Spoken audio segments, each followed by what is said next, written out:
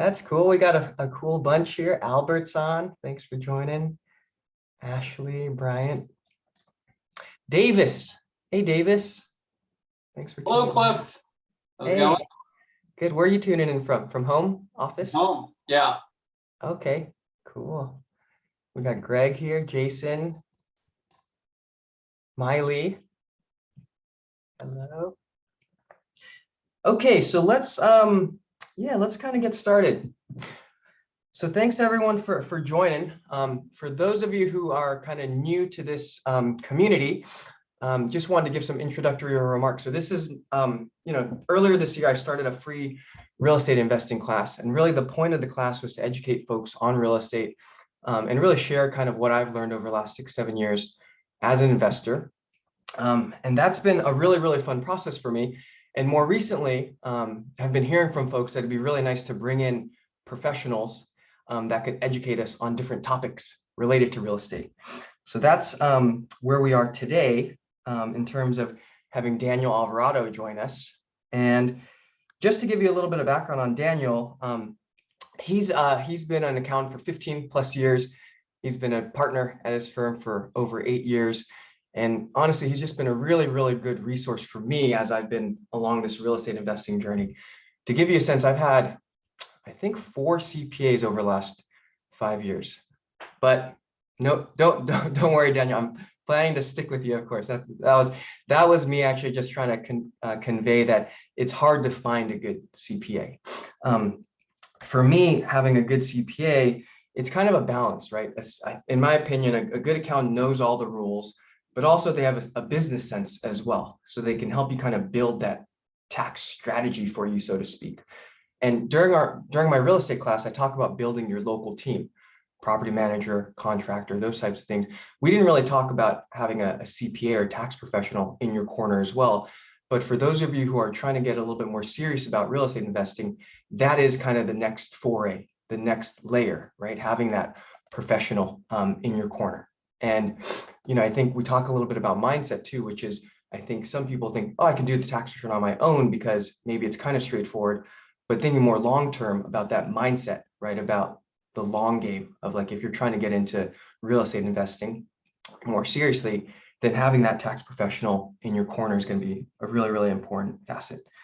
So we're hoping to keep this conversation relatively casual, similar format as before, 30 to 40 minutes of content, and then we're going to have about 20-30 minutes of Q&A, hopefully wrap up right around 10 a.m. Pacific time. And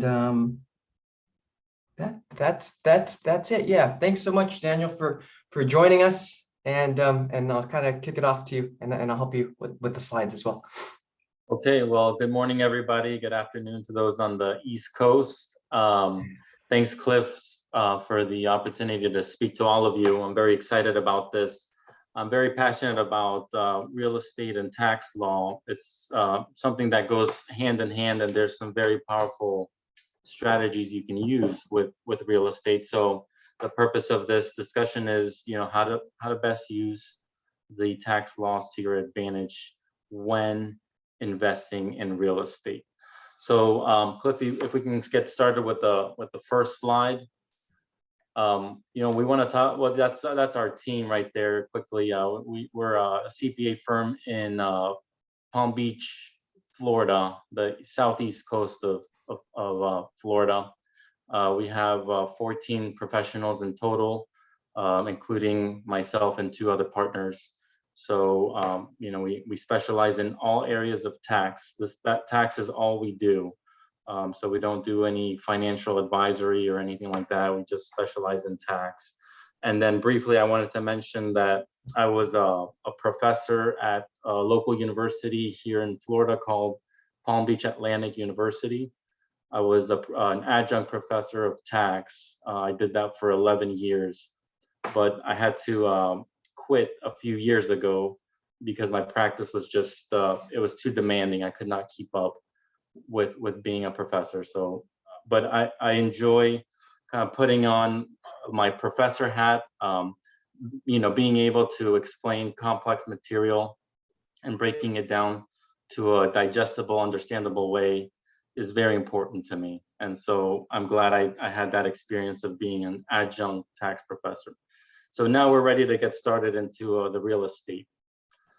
So of course, the tax benefits of investing in real estate, I'm sure a lot of you are aware that it is beneficial, but the first step you have to do is to really classify income.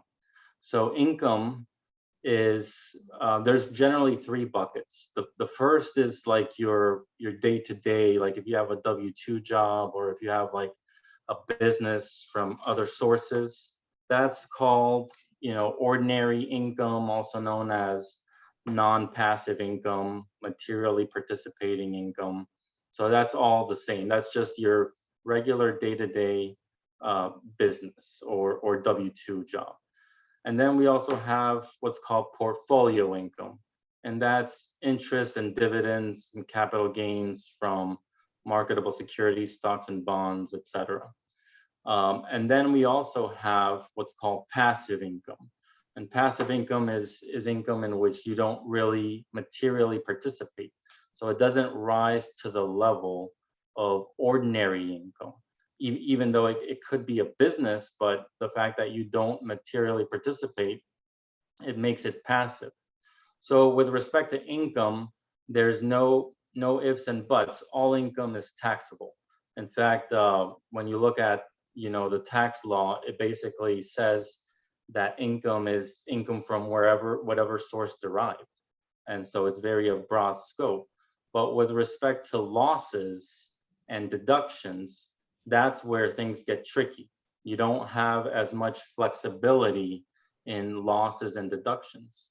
So with regular ordinary income, like if you had a business, then the deductions are going to be allowed. They're going to be fully allowed to be deducted. But when you have losses in a passive setting, those are going to be limited.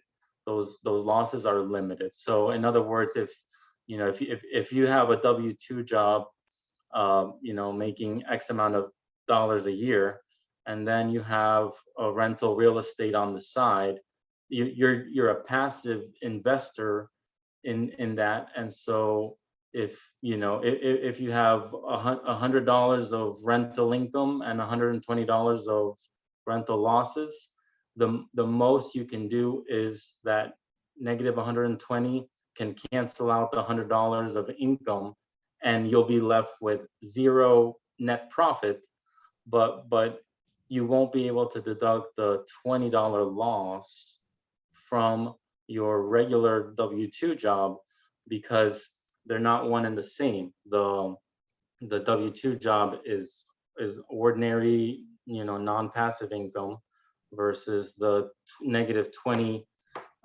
from your rental loss is not allowed. So the most you can do is have a net zero.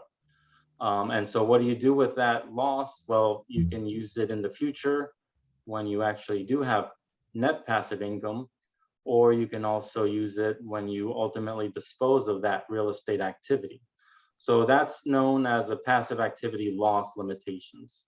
So those losses can help you offset up to zero, up to reducing your gross income from that rental activity up to zero. And then that's all you can do at that moment. So if you're looking for a write-off and you are a passive investor, then you're not really going to get one because it's going to be stuck in the passive activity loss limitations. So now that's not to say that you can't ever be a real estate professional. So there's an important distinction for real estate professionals, those that are full-time pretty much in real estate. And so special rules applies to those when you're allowed to use all losses and all deductions against your real estate income and any other income, portfolio income, W-2 income, any other income. So there's rules about becoming a real estate professional. So the main thing we wanted to do is divide the income into the three categories. ordinary income, portfolio income, and passive income. When you're actually becoming a real estate professional, you have to meet certain thresholds in order to do that. And I'll go through them real quick. The first one is that you have to work you have to work more than 750 hours in areas of real estate. So areas of real estate is quite broad. You could be a broker, you could be even a realtor. You could also be a property manager, or you could be any area that deals with real estate, like a developer, constructing, all of that. So you have to work more than 750 hours a year in that area. The second criteria is that you need to materially participate in each of the activities that you're trying to claim the real estate professional status. So that means that you have to work, for the most part, at least 500 hours in each of those activities. And that's a little harder to do, because if you have, 3 or 4 properties, 500 hours in each property, that's, 500 hours a year, that's around 10 hours a week. So if you have 3 or 4 properties, then you have to work 10 hours in each property. Luckily, there's a couple of saving graces that allow you to get to that easier.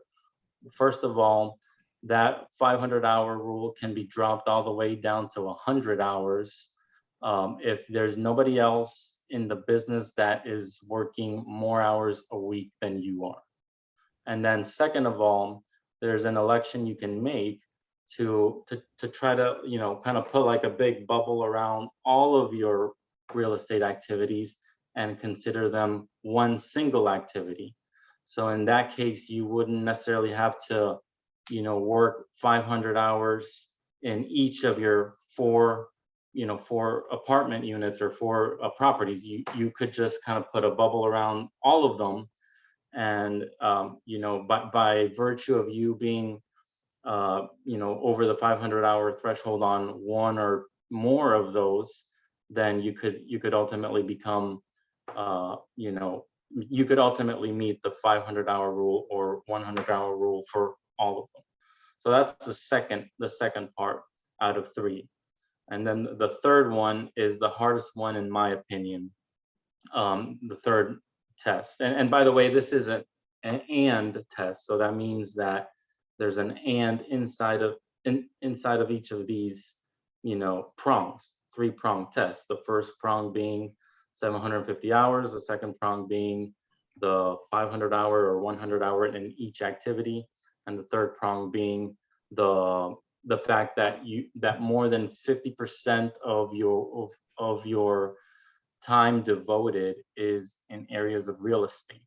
So we'll just take a look at an easy example. Our former president, President Trump, I can guarantee you before he was president, I can guarantee you he was a real estate professional. Although we haven't really seen his tax returns, but we can pretty much guarantee that he was a real estate professional. But when he became president, it's very hard to say that more than 50% of your business in real estate is in real estate compared to other jobs.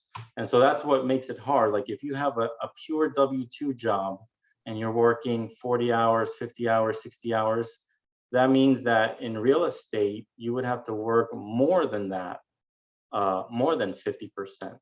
And so that's what makes it really hard. That's probably the deal breaker for most people that are just a W-2 job, that they won't be able to prove that they work more in real estate. Although you very well could, if your W-2 job is not as demanding and you're placing more emphasis or more hours, on real estate, then you very well could. So the nice thing about this tax rule is that it doesn't take into consideration income, like the weight of the income. Like if you say, well, wow, my W-2 job, I'm making 150,000 versus my real estate, I'm making negative or, very small. So that the weight is not based on money coming in, it's based on hours worked, time devoted.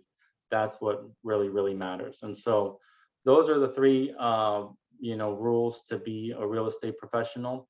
I will say that if you're married, if you're a married couple, only one of you has to be a real estate professional, and by virtue of one of you being a real estate professional, you qualify your spouse entirely. So only one needs to be a real estate professional in that sense.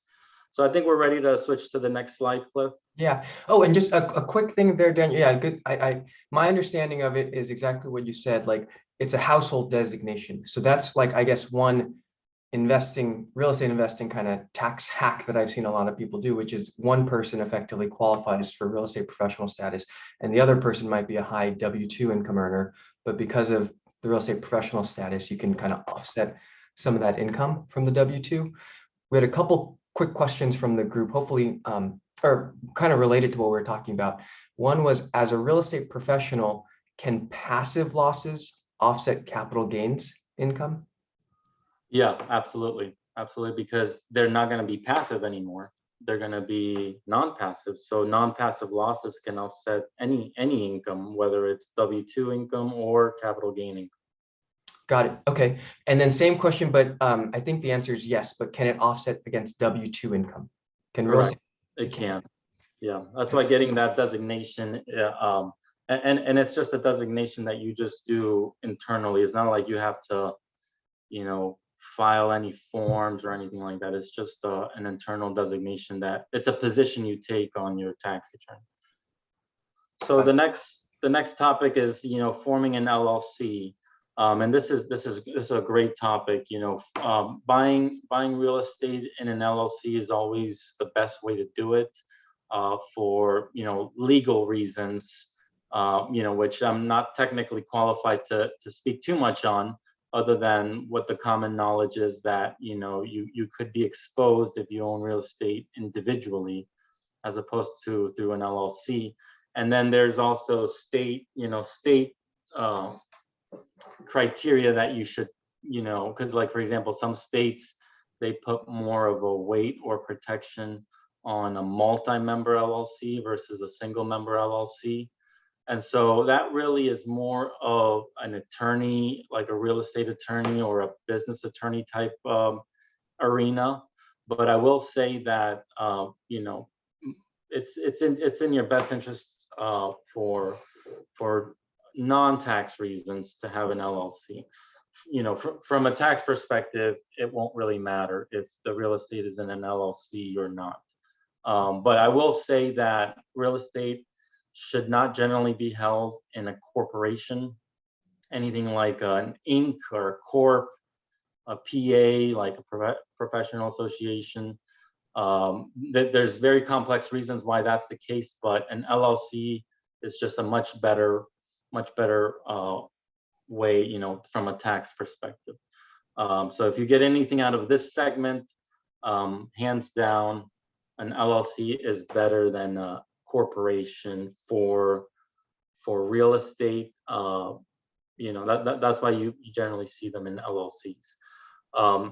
And I will say that, forming an LLC has also some pitfalls in the fact that if you have a mortgage on the property, and if the bank or the lender loaned you the funds like personally, it's not easy to just transfer it or quit claim it to an LLC. The reason is that there could be a clawback or a due on sale, where the bank, if you're changing the title, the bank could want to call the loan. But I'll say in my 15 years of practice, I've never seen that happen. It's kind of like just something we have to disclose, but we haven't seen it. And the reason is very straightforward. Banks are not in the business of prematurely collecting on notes.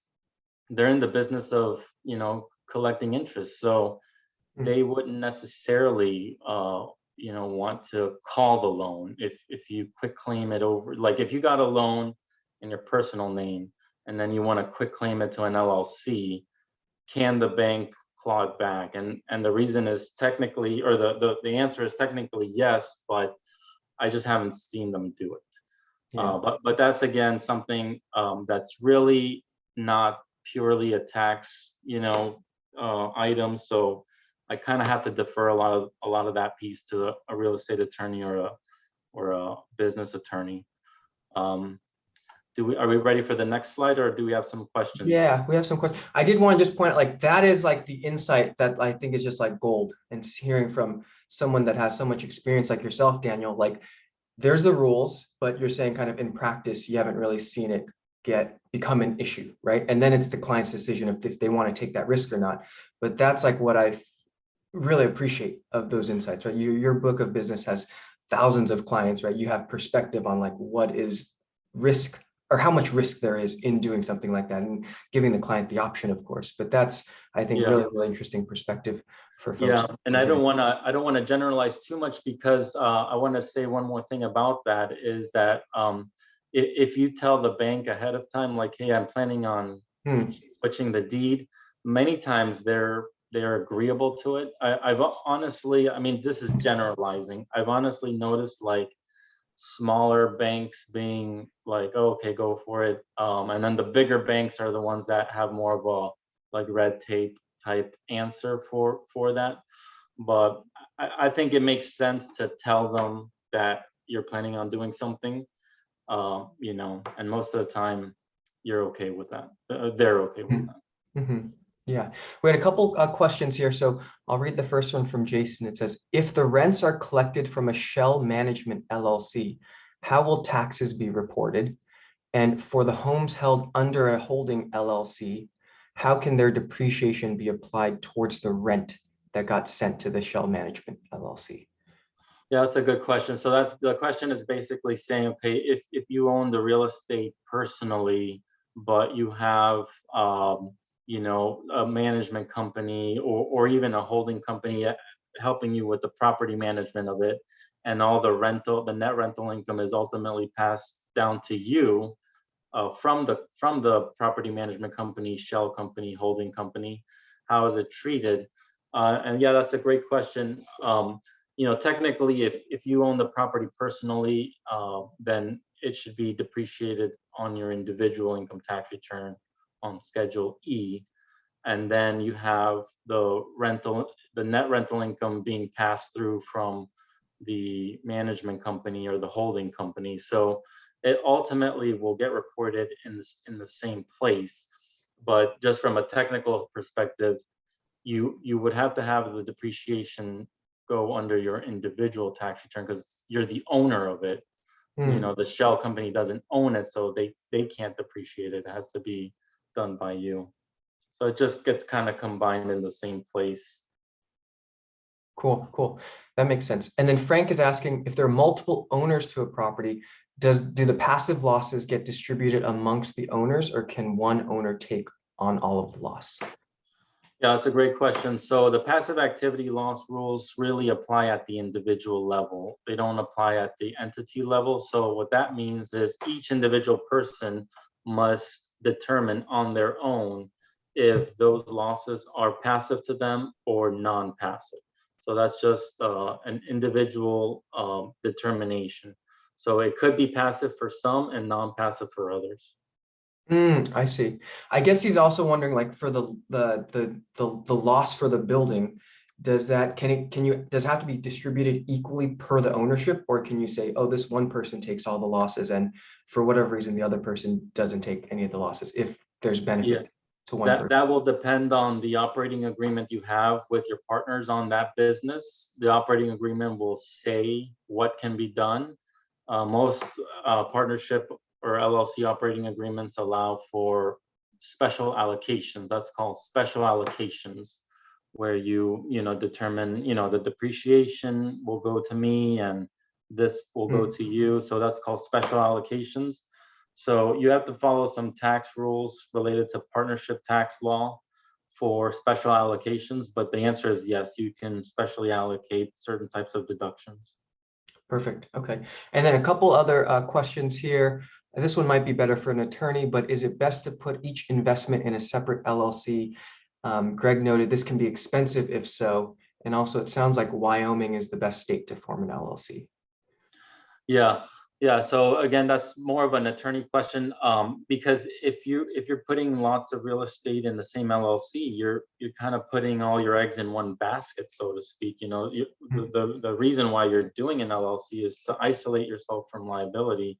So yeah, it could become expensive, but generally the school of thought is that you would like to have one LLC per property. That would be the ideal. And then, yeah, Wyoming is an excellent state. Really there's not much of a tax difference other than the fact that you get anonymity through, Wyoming, Delaware, Nevada, things like that. But I mean, there's other legal reasons why you would want to go into Wyoming, which, you can talk to a real estate attorney about that. But Wyoming is an excellent state. Awesome. And then last question, we can move on. Can a holding company be an LLC that controls multiple LLCs for multiple properties? Absolutely. Yeah, an LLC can be owned by other LLCs and it can own other LLCs. Great. There's always just a lot of questions on the LLCs. So those are all really good questions from the group. Yeah. Yeah, so then we move on to one of the most powerful techniques there is in the tax law. So when we talk about depreciation, we all know that depreciation has nothing to do with the value of the property going down. It has to do with the useful life of the property being reduced because of wear and tear, because nothing lasts forever, things break down. And so that's really what depreciation is. In fact, the tax law doesn't even call it that way. It calls it cost recovery, which, accountants call it depreciation, but the official tax law language is called cost recovery. So you're recovering the cost that you originally purchased the real estate for. Now, usually the depreciation is quite slow for real estate because, real estate holds its wear and tear pretty well for the most part. So for residential real estate, that's 27.5 years worth of, wear and tear. And for commercial property, it's 39 years. So that's a long time. I mean, that's a very long time. So there's methods to kind of accelerate that depreciation by having an engineered study known as a cost segregation, which is exactly what it sounds like.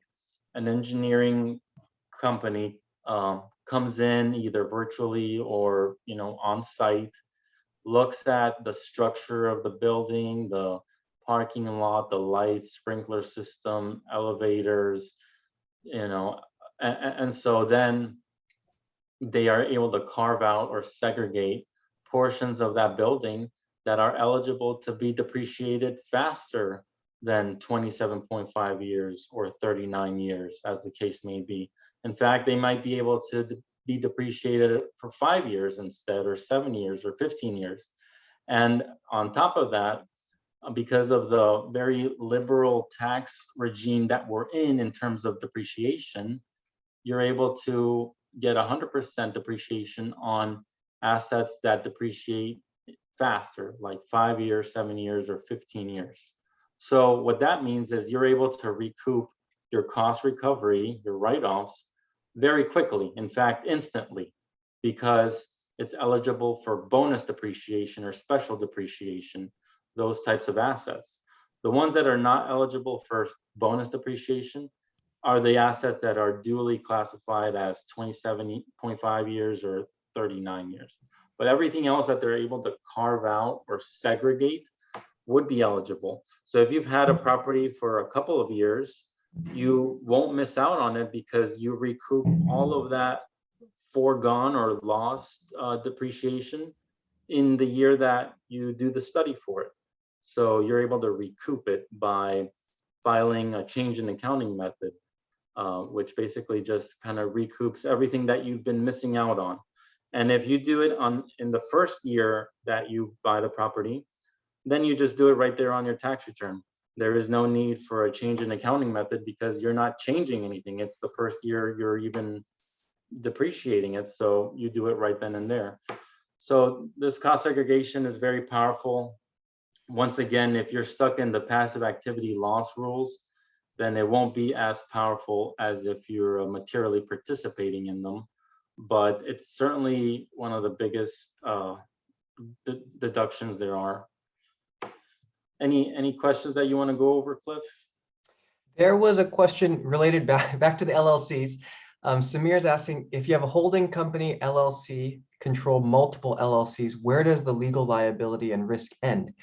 Does it end at the child LLCs or the lower level ones? Can a lawsuit be followed up all the way to the holding company? Yeah, that's definitely an attorney question. So I'll have to respectfully pass on that. You know, it's beyond my area. You know, it probably just depends on, you know, where the action occurred or who owns the asset. But unfortunately, I'm not really able to give much of an opinion about that. Okay, fair enough. Yeah, last note, I'll just say about cost seg. We talked about this a little bit in my real estate class, and I shared kind of the example of that 20 unit in Madison that I bought at the end of 2021. Actually, Daniel helped me with my tax return with that. But that was an example of cost seg, right? Effectively, we almost got a year one write-off equivalent to our down payment on the property, just to give you a sense. So it really can kind of expedite, I guess, kind of your returns because you're getting a pretty big write-off in year one and you're front loading all of that. But because of, you know, time value of money and all of that, you'd rather take that depreciation year one than spread it out over 27.5 years. And for, you know, the reasons that Daniel mentioned earlier about real estate professional status and having those write-offs can be a big benefit to have that early on. So thanks for sharing all that, Daniel. Of course. Yeah, and then a related tool is a 1031 exchange. So when we say 1031, we're obviously talking about section 1031 of the Internal Revenue Code. So, you know, this is fairly common knowledge in the sense that, you know, if you have real estate and you want to sell it and buy other real estate, you can kind of roll over those gains and defer them if you buy a replacement property. And of course, there's rules about, you know, how soon you need to find the replacement property and when you actually have to close. There's the use of a qualified intermediary as well. So, you know, this is a fairly complex code section in the tax law. So if you're planning on doing a 1031 exchange, I would definitely recommend talking to at least two people, your CPA or your tax preparer and the qualified intermediary, which will act as an escrow company that will hold the funds. Because if you hold the funds, you know, when you're in transition between when you sold the property and you're going to buy another property, if you get access to those funds, then that basically blows the whole 1031 rules and you won't be eligible for it. That's why you need to have a qualified intermediary, because you really have to have a limit on the accessibility of those funds. So it's really important to kind of do this before the fact. A lot of people want to do a 1031 exchange, you know, after they've already closed and they collected the money, and that's just too late. You need to do it before the fact. And so one more thing I wanted to say about 1031s is, you know, the exchange, like I mentioned, doesn't have to be simultaneous. You don't have to, like, you know, sell the real estate and then the same day go buy something else. That would be crazy. So you have up to 6 months, 180 days. You have to identify the property within 45 days that you're going to buy, that you're going to replace it with. But the actual closing needs to be done within 180 days. And then there's exceptions to that as well, you know, depending on circumstances. But for the most part, that's the general rule. Any questions on that, Cliff? Yeah, a couple questioning regarding cost seg. So the previous slide, can you do cost segregation on an owner-occupied duplex or fourplex, and is it worth it? Yeah, you can definitely do it. You know, you're occupying a portion of it, so you really have a multi-use asset. So the question is, if you're living in it, can you do it? And the answer is yes, as long as there's one or more units that are, you know, being rented out, used for business or for renting. You know, because if it's just your own personal house, then that's just a personal use asset, and that's not deductible. But to the extent you live on one of the units and the other unit or more units are available for rent, and you do it in a business setting like that, then you can certainly do a cost segregation. You just wouldn't be able to do it on the portion that relates to the unit you're living in personally. Gotcha. That makes sense. And then a couple questions regarding 1031. One is, can you purchase multiple properties with the gains as a rollover? Yes, that's a great question. And the answer is yes, you can. You just have to make sure you use up all the money, you know, the sales proceeds that you got from the original sale. Awesome. Okay. And then Frank is asking where do you find escrow or intermediary for 1031 exchange? Frank, our team has a company that we've worked with, a team at Fidelity that we've worked with, so I can put you in touch with Daniel. I don't know if you have any recommendations, and I could forward that along to the group too. Yeah, it's great. You know, there's a lot of online companies, but you know, Fidelity is great. I'll say that that you just want to be careful because you're trusting somebody with those funds, so you want to make sure they have the licenses, the insurance, all of that. But there's great reputable companies like Fidelity. You know, there's Old Republic, which is, you know, pretty much a national company. So you just want to make sure you're doing your due diligence because you're trusting an intermediary with your funds. Yeah, and my understanding of it, I haven't done a 1031 exchange personally, but I've been kind of involved as a real estate agent. And my understanding is the fees are pretty nominal, right? I think it's a few $100s that you pay to the exchange. There's obviously an escrow fee that goes to the escrow company, but the actual 1031 intermediary, it's a few $100s. Is that what you've seen? Yeah. Yeah, it's quite, and you see that on the closing statement, on the HUD closing statement. So yeah, I've seen it from anywhere between a couple $100 to maybe like $1,000, but it also depends on, you know, without getting too much into it, there's a construction 1031, which basically means you sell a property and then you go buy another property, but you just buy the raw land and then you build on that raw land. That's called a construction 1031. And that's also available, but that one's going to be more expensive because you're having to ask the qualified intermediary for disbursements every so often to pay all that construction. And so they charge a little bit more for that because you're using them more often than just a one-time event. Gotcha. The more I had never heard of that, so thanks for sharing.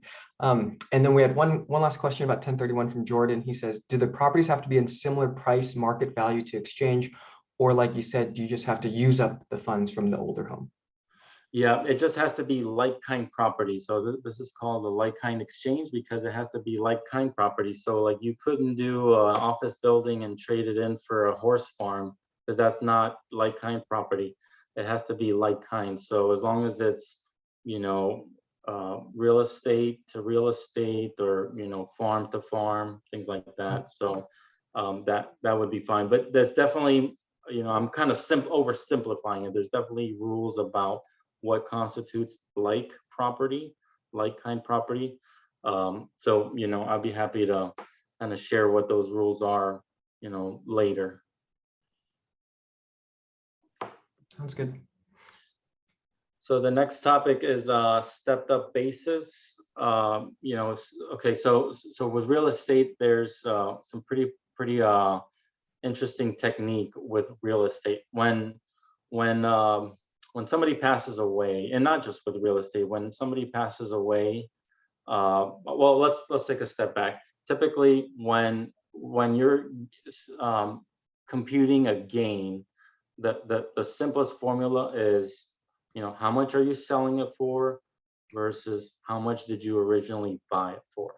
Okay, so the terms are, how much did you sell it for is the sales price or sales proceeds, and how much did you originally buy it for? That's called cost basis, your cost basis. So the difference between the two is your gain or your loss. And that is not so with property that gets inherited. And the reason is that the tax law allows your cost basis to be equal to the fair market value on the day that that person that's leaving you that property, what was the value on that date of the death? And that becomes the new cost basis. So effectively, if the property went up in value, let's say something was purchased a long time ago in the 70s or 80s, and now it's worth 10 times that, then when that person passes away, the heirs that get that property with a new cost basis. It's called a stepped up basis. And so therefore you eliminate quite a bit of potential gain because your cost basis has all of a sudden risen to the fair market value on that person's death. But at the same time, it could be a step down in basis. You're just marking it to the market value. It's kind of like mark to market rules. You're just marking it to the value on the date of death. So that's something that's that can be done with real estate when you receive it as an inheritance. Yeah, this is one that I really recommend for folks on the call. If this is the first time you're hearing about it, we talk a little bit in the real estate class, like look into it, because this is one of the most powerful tax saving strategies related to real estate. You effectively, when you inherit a property, you don't owe any taxes at that point. If it increases in value further from that point, then you would owe taxes. But you can imagine, if a home has increased 10x in value, as Daniel mentioned, and you inherit and not have to pay taxes at that moment, that's a pretty big win for that person who inherited. Aaron's asking, for step-up basis, does it matter if you inherit an LLC, which includes the property? Do you still get a property step-up? Yeah, it's a great question. And remember when I said that if you get anything about the LLC versus Corp, I said, try to own property in LLCs. And that's one of the biggest reasons. And I said I didn't want to get too much into the complexity, but here we are. That's exactly the reason why you get a step up in basis, even if it's through an LLC versus a corporation. When it's owned in a corporation, the step up doesn't really occur on the real estate side of it. So that's the biggest reason why you will want to own property in an LLC, because it is eligible for, the ultimate owner of the LLC is eligible for that stepped up basis, even if it's through an LLC. So are we ready to move on to the next? Yeah. The next. Okay, so I think that this slide and the next slide is, yeah, I see that from Davis Liu. That is correct. That it's not just real estate that gets the step up. Other assets also qualify, like marketable securities, interest in businesses. All of those assets have the same rule for the basis step up. And so, yeah, I was saying that the previous slide and this slide are basically can be combined. So how do you track expenses, and what are the best practices, and what's deductible? So they're kind of the same. So of course, as accountants, we always say documentation is key. That's really our motto. So what does that mean? You want to make sure your books and records are nice and clean. You don't want to commingle personal money and personal expenses with business. You want to have like a separate account just for the business portion of it. And you want to have good, clean books and records. So what we call bookkeeping, monthly bookkeeping, you just want to make sure that that's being done, continually. And so, first of all, what's deductible? That this slide right here has some of the most basic examples of things that are deductible. Just going alphabetically: accounting fees, amortization. You have all those costs that are there. You have compensation, cleaning, insurance, janitorial, legal, etc. So you see that list right there. So really, the tax law is quite open in terms of what's deductible. They have kind of like a standard known as the ordinary and necessary type expenses that you would need. So that's really is deductible, anything that you need. So like if you have a property in another state and you need to travel to go check up on it, that's deductible. Of course, the utilities, the insurance, the property management fees, the commissions. So pretty much all of that would be deductible. I mean, the only thing that wouldn't be deductible would be, personal use type things related to it. Like if you were living in one of the duplex in one of the units, well, your portion of that wouldn't be deductible because that's a personal use asset. The portion of the duplex that you're living in is a personal use asset. And as far as how to track deductions, I mean, you can use Excel, you can use QuickBooks, you can use Xero, that's Xero. You can use Wave Accounting. There's just so many online platforms that can help you.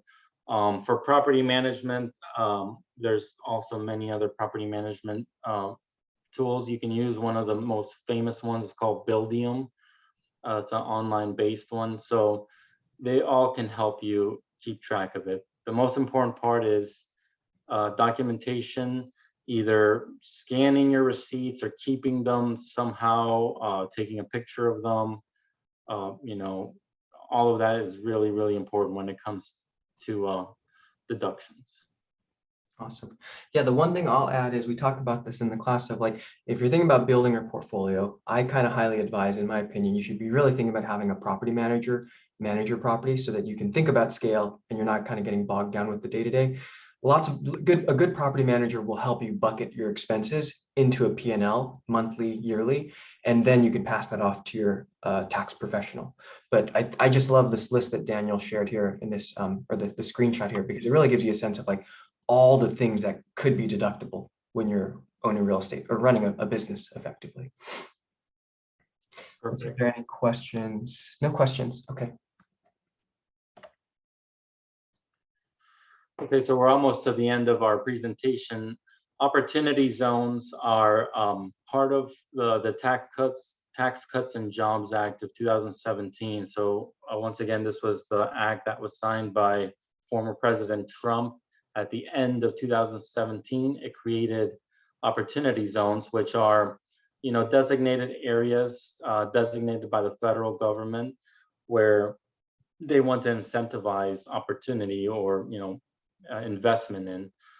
So the rules are fairly complex, and on top of that, nobody is a true expert because why? Because these are new, so to speak. I mean, they haven't been around for that long, so it's not like you're going to find an accountant or an attorney that has been doing this for 25 years because they just started in 2018. So a lot of people do specialize in opportunity zones, and that's important. So what exactly is it? Just in a high level overview, if you have a nice liquidity event from either a sale of a business, a sale of real estate, or some kind of big windfall, maybe a cash out buyout of some sort, you can basically put that money in and buy equity in a fund known as an opportunity zone fund, or you can buy directly in a property within an opportunity zone. And most of that gain or that windfall money is going to be tax deferred. Now you have to hold it for a certain number of years.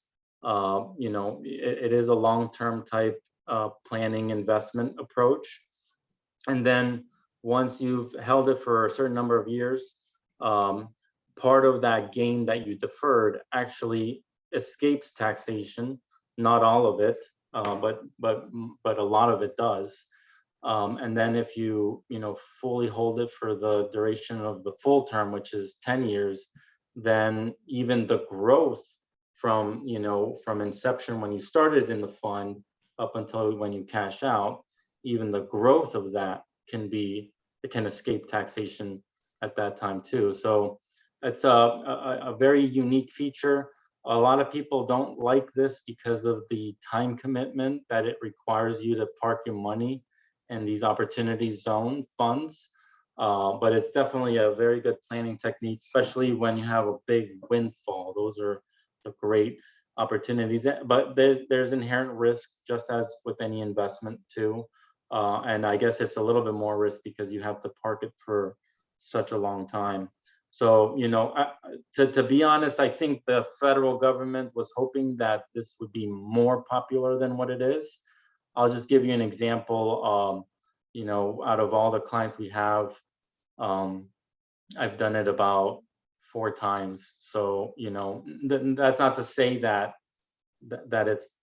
you know, it's not a good strategy. It's just that it's not as popular as I think the federal government or the Congress was trying to, you know, was thinking it would be. But it's and it's partly because people don't know about it too. But it's something that you could consider doing. Yeah, I don't know if you would agree with this, Daniel, but the use cases of opportunity zones that I've seen amongst my friends and kind of network has been folks that like work in tech who have, as you mentioned, kind of a big windfall, either sold their shares or their company IPO'd, and then they're effectively investing in an opportunity zone with the plans to keep it in there for the 10 years and then effectively not have to pay taxes on that once that investment exits. So of course, there's some risk, right, for holding real estate for that long. And generally, you know, you want to be prudent with which operator you're investing with and all that, but it could be a pretty good tax saving strategy to effectively not have to pay taxes on the capital gains upfront, which is like huge, you know, depending on what the windfall looks like. Exactly right. Yep. Cool. We had a question from Greg. He said, would real estate syndication fall into an opportunity zone? Yeah, it could. The most important thing is that the property has to be located in an opportunity zone because those properties are designated a tract number, TRACT, like a tract of land. So you know, you can use it. You just what matters the most is that the property itself is located in an opportunity zone with an issued and approved tract number. Mm-hmm. Yeah, and Greg, to add to that, yeah, so there are a lot of syndicators, a lot of operators that focus on opportunity zone. But to Daniel's point, I haven't seen it really take off. It hasn't been too popular, but almost any major metro, I would say that there are segments of it that are deemed opportunity zone. Like I saw one that was even in San Jose, for example. I've seen some that are in Boston, and some of them can be brand new construction. Like my understanding of it is it's the government's way of trying to incentivize development in those areas. Lots of times it's like the fringe, you know, there's like the nice core part of the city and that fringe part that hasn't been expanded to that could use some expansion. That's the opportunity zone, you know, giving tax incentives to effectively have developers build up that area because the government doesn't know how to build real estate. So why not incentivize folks who know how to do it to build it in those areas? Yep. I think any other questions? I think we have one more slide. Is that right? Yes. Yeah. Oh, that's just the last one. Okay. Yeah. So, you know, one of our missions is our mission is to be committed to building relationships, providing quality tax and accounting consulting, and demonstrating social responsibility in our community. So that's very important to us. We're very involved in the community. We believe in giving back. That's one of the reasons that I was a professor at the university. I was certainly not there for the money, as you can imagine. I was there because, you know, I wanted to give back and I got a lot of intangible benefits from it too. So that's the type of people we are. You know, my partner, Michael Tillett, and Melanie and myself, we're always here to help our clients, to answer any questions you may have. And, you know, we really enjoyed having this opportunity to talk to you guys. It's something that I'm very passionate about. Cool. Yeah, no, thanks again for joining, Daniel. You're so good with keeping time. We're pretty much right on time. And we'll I don't know, do you have a few more minutes to stay on, Daniel, in case some folks Yeah, absolutely. Maybe we'll stay for another 5 minutes or so. But I just wanted to emphasize, like, hopefully folks who have been on this call see the value in having a CPA. Like, I really mean it, that Daniel is such a critical part of my team. I was referred to him through that real estate mastermind that I talk a lot about, GoBundance. And he just came highly, highly recommended from another real estate investor that I trust. So I'm so thankful to have been connected with Daniel. And I think you had so many nuggets of just gold on this call. And yeah, thank you so much for your time. Yeah, really, we really appreciate it. Of course, yeah. I'll be happy to answer any questions. Stay back. I can stay back if there's any more questions. Yeah, I actually have a question. I have a few questions, and thanks, guys. This was very informative. Yeah, go ahead, Aaron. Aaron, where are you tuning in from? Just curious. I'm in the like New York, New Jersey area. I got referred to you, Cliff, through Chris Moon, who's a colleague of mine. Oh, cool. Okay, awesome. Yeah. So a couple questions. Other than a real estate professional, is there other strategies to offset W-2 income? Yeah, it's called the active participation exception. So that doesn't mean you're materially participating. It just means that you're still passive, but you're active within the passive scope.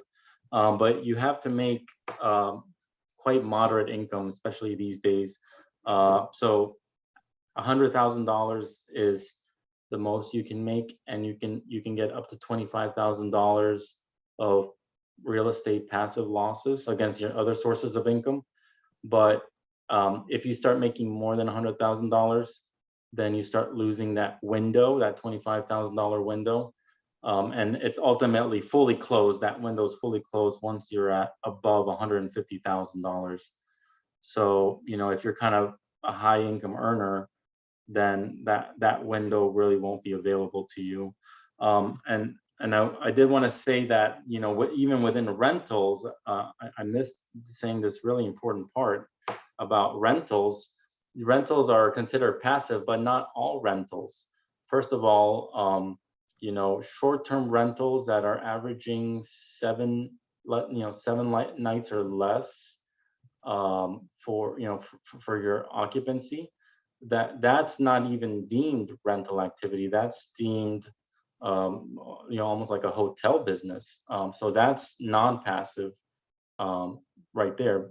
Another aspect is, even with the short-term rentals, even if they average more than 7 nights, the fact that you provide a lot of amenities, you could make the case that you're not just in the business of renting, you're in the business of accommodations and providing amenities.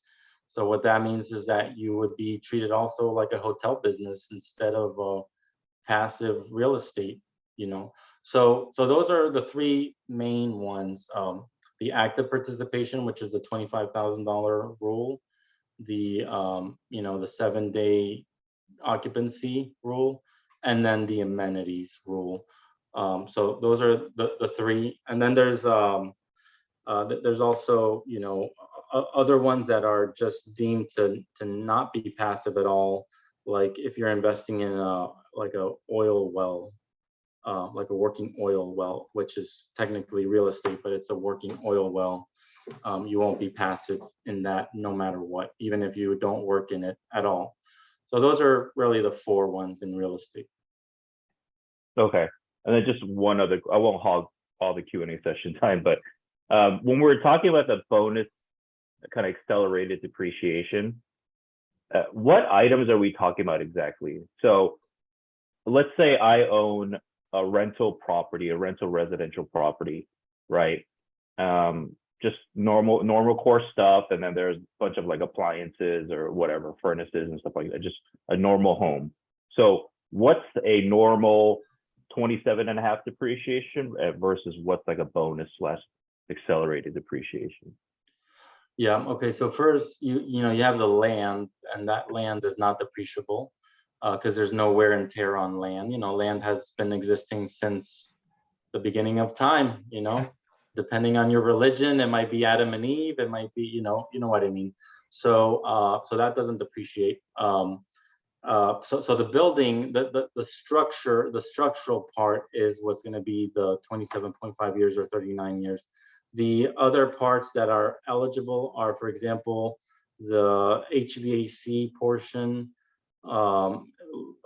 any lighting, if you have like a parking lot, like lighting, sprinkler systems, there's just so many. When you do the cost segregation, they give you like a huge report with all the assets, but generally, like you said, the appliances, the sprinklers, the HVAC, some of the insulation, that stuff is 5 or 7 year or maximum 15, but anything that's 15 or less, it's all bonus. So it doesn't really matter if it's 7, 5, or 15, as long as it's not 27.5 or 39.